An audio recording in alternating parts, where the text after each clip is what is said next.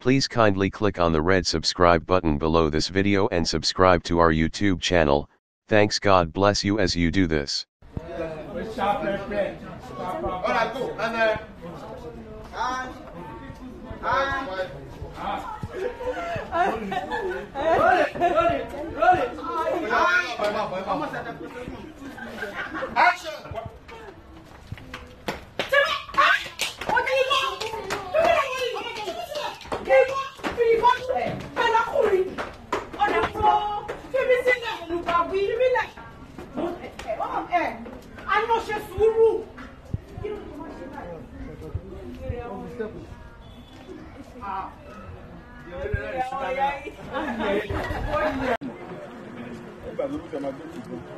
Action! Action!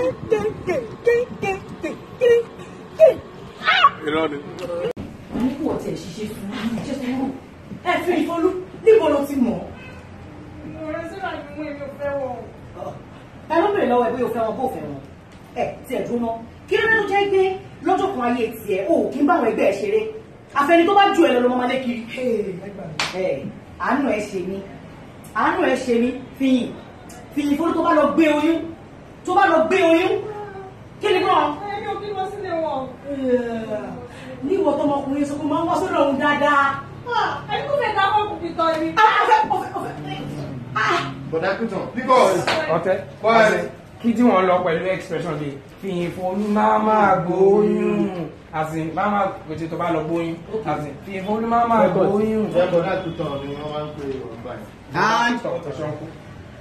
Action! Fi ìfòlú máa gbóyún.